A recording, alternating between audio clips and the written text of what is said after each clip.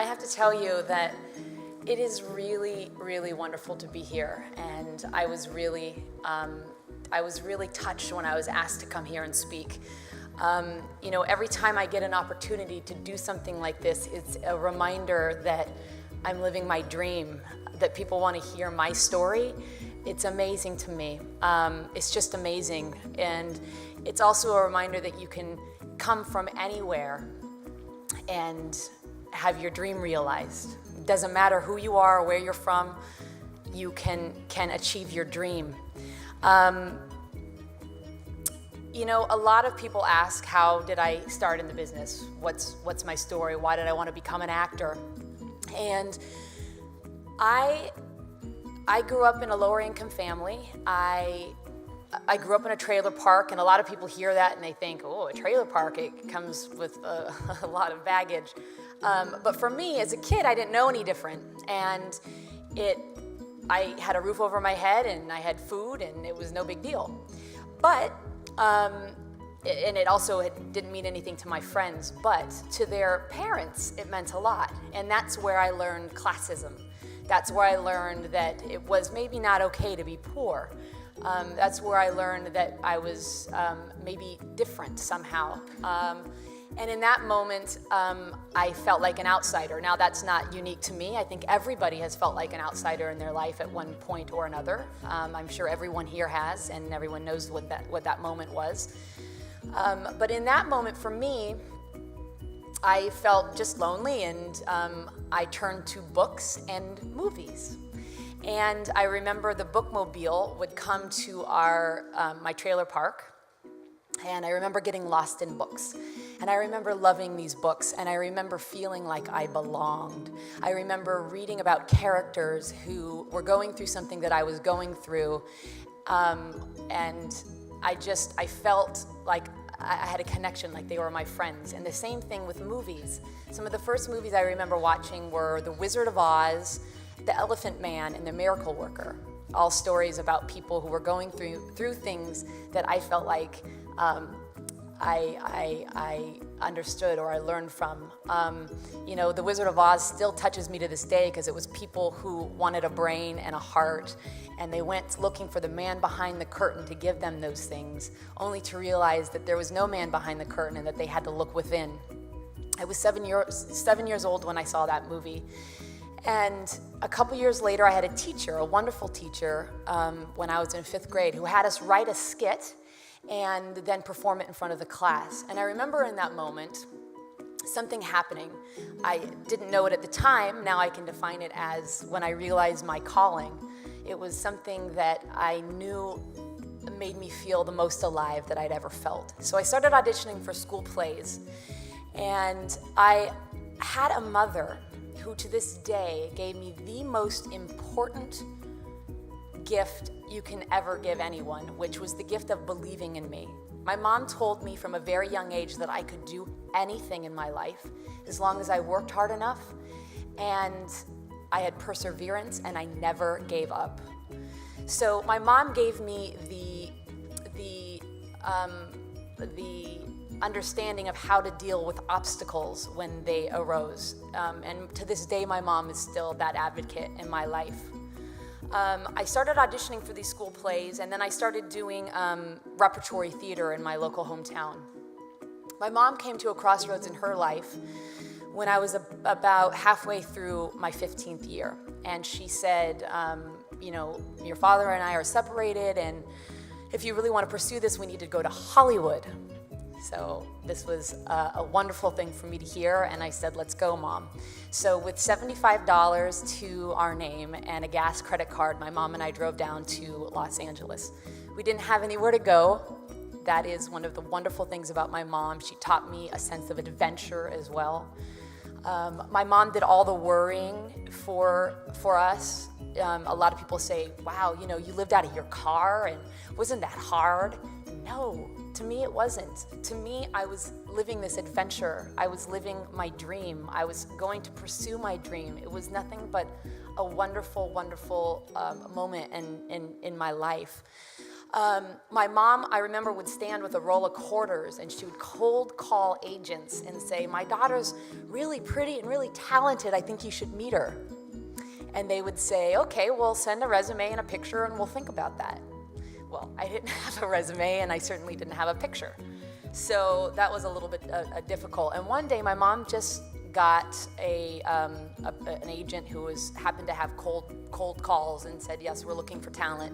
Why don't you come in Wednesday at 2? I remember it was yesterday. I went in and I remember reading this McDonald's commercial and the woman, Bonnie Liedke, saying, that was great, I'd like to be your agent. And I went out and my mom was sitting there nervous and like, oh. And I said, Mom, I have an agent. That woman was my agent for 5 years, and until I became an adult, and she worked with only children, and I got my adult agent. I've had a couple handfuls now of wonderful people who have believed in me, and without them, I would not be where I am today. I don't know if many of you know this saying, the definition of luck is when preparation meets with opportunity. And my mom also instilled in me a wonderful work ethic, so that when I would go and I would audition, I would be prepared. I wanted to be prepared whenever my opportunity arose. Now, I also didn't knock any opportunities. I didn't think, I just want to be in big movies, and I don't want to do television, or I don't want to do this little TV show or this little play. I always looked at every opportunity as an opportunity to grow and learn my craft. And I started out auditioning and doing a lot of television. Now, I did a lot of comedy, believe it or not, in the beginning of my career. Every single year I was doing all these half-hour shows, and I wanted to start doing drama. I auditioned and got a role on Beverly Hills 90210 when it was in its 8th season and no one watched it anymore, but still it was a big deal for me. And I started auditioning for other dramas, and I had a lot of people say to me, you're just too dramatic. You're just too half-hour. You're just too comedic. You're not dramatic, and this isn't going to work for you. So my point of saying that is that I've had a lot of obstacles in my career, and I choose to take in the constructive criticism, even though sometimes it hurts and I don't really want to hear it.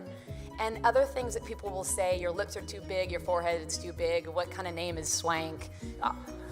All these things, and just say, okay, that's your opinion. Of course it stings. No one wants to hear your forehead's too big and your lips are too big, or whatever other things I don't want to share with you all right now. So I chose to put those things on the side. But the point is, I always look at every opportunity that I have in which to grow from it and learn from it and take something from it, because I know that every single day that I wake up and get to do what I love, that I'm grateful. And I want to continue doing what I love, which means I have to continue learning about my business in whatever way, shape, or form that is. And when I was told I was too half-hour and wasn't going to be able to do drama, 4 months later, I got Boys Don't Cry. And in that moment, I was given the opportunity to do drama. And I won the Best Dramatic Award for Best Actress that year. It just happened like that. And all of a sudden, I was doing drama. Then when I wanted to start doing comedy again, everyone was like, but you're a dramatic actress.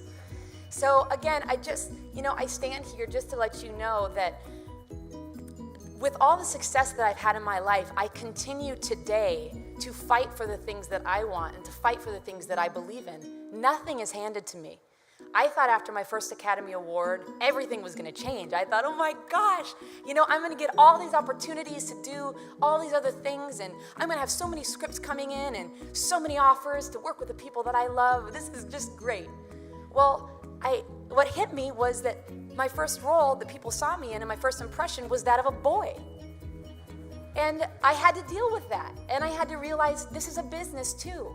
And that for all these people who were supposed to be the most creative people in the world, they weren't so creative. They were mostly business-minded. But I could choose to be bitter about that and be angry and go, how can they not see me as a girl? I'm a girl.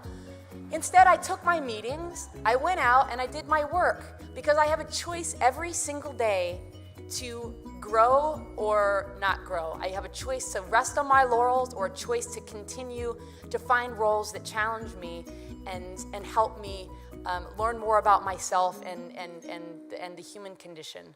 So thank you for having me here today, and I had such a short amount of time to try and condense everything. I wish I could talk to you more about my training for $1 Million Baby and my passing for a boy for Boys Don't Cry, but maybe next year. First of all, thank you. I was given this wonderful opportunity to be a part of a film that I feel like was more me than any character I've ever played. And so I felt like this character was in my marrow somehow. And in order to be truthful to this character, I needed to put on muscle and be believable as a boxer. $1 Million Baby and the training for $1 Million Baby was the most difficult thing I have ever done physically in my life. I learned so much about myself as a person on a very deep and profound level, and it's something that I will carry with me always. Just to quickly try and tell you, my training, I trained 4.5 to 5 hours a day, 6 days a week. I started when I got that movie at 108 pounds. And my goal was to put on 10 pounds of muscle. I had 2 months in which to do that. I started training. I would do 2.5 hours a day of boxing, and then the rest was weightlifting. I hired a nutritionist, and the nutritionist had me eating 210 grams of protein a day. It was very difficult for you to assimilate that much protein, so I had to eat every hour and a half, which meant I had to wake up in the night and drink protein shakes. I had to eat 60 egg whites in a day. Very difficult, so I chose to drink them instead. I would just plug my nose and drink them. I would wake up and I would say my body would hurt in every way. In every way, I felt like I was dying. And I thought, I can't get up and do it today. And I continued to get up and say that. And what I realized when I was saying I can't is that I wasn't able to grow. I wasn't able to change. The biggest lesson I think I learned in my life was from that. Because in that moment, I realized that myself, was my own biggest obstacle.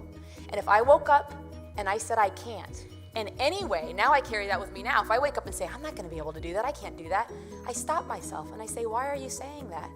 Look how far you've come. Look what your mom instilled in you. Look at all the people who believed in you. They think you can.